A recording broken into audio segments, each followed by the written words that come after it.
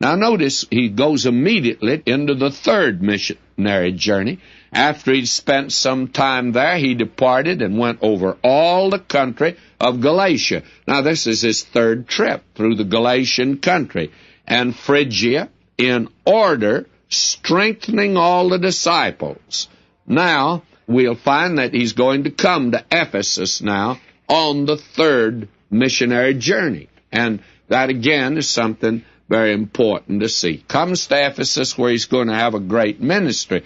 But now someone else had come in there, and here's another great preacher in the early church that we don't seem to know too much about. And yet we can know a great deal about him. There are at least 12 things that are said about this man Apollos, and to me they're all good. Now notice this. And a certain Jew named Apollos. He had the background of the law, and we're told he was born at Alexandria. Now, all of these things are in his favor. He was born at Alexandria. Now, he's first of all named Apollos. That's a Greek name. He was a Hellenist of the diaspora, but he hadn't gone into Greece, or he wasn't in that area, Macedonia. He was born at Alexandria, and that's the north part of Africa, north part of Egypt, and it was founded by Alexander the Great, and it was one of the great centers of Greek culture. A great university was there. One of the finest libraries in the world was there. The Septuagint was translated there. A Jewish temple was there. One of the great centers of the early church. It was first Jerusalem, Antioch, and then Alexandria. Athanasius, Tertullian, and Augustine, three of the great men of the early church, came from there. And Philo, a contemporary of Apollos, who mingled Greek philosophy with Judaism, Platonism and Judaism, and Apollos obviously was influenced by this background. Now we're told that third thing, he was an eloquent man.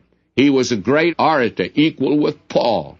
And we're told here he was mighty in the Scriptures, and he came to Ephesus. That is, he was trained in the Old Testament. Now we find the man was instructed in the way of the Lord.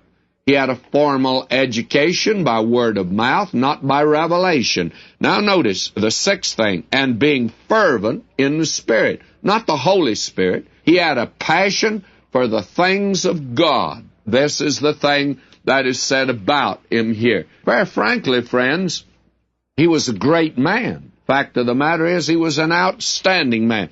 Now will you notice, he spake and talked diligently the things of the Lord. That is, what he knew. What did he know? The eighth thing is, knowing only the baptism of John.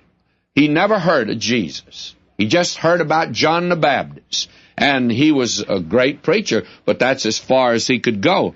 And now notice the ninth thing. He began to speak boldly in the synagogue, whom when Aquila and Priscilla had heard, they took him unto them. They invited him home for dinner after the service, because they saw he didn't know.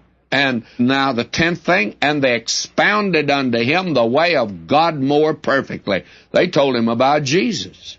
And now notice the 11th thing. When he was disposed to pass into Achaia, the brethren wrote, exhorting the disciples to receive him, who when he was come helped them much which had believed through grace. You see, he was a brilliant man, but up to the time that Aquila and Priscilla took him home for dinner, he didn't know the gospel of the grace of God. And here's a case where a woman helped a preacher a great deal. She told him something he didn't know. Now, notice the 12th thing. For he mightily convinced the Jews, and that publicly, showing by the Scriptures that Jesus was Christ. Now, this is the man that's before us. He went before Paul into the city of Ephesus. Now, remember, they've only heard of the baptism of John, and Aquila and Priscilla witnessed that.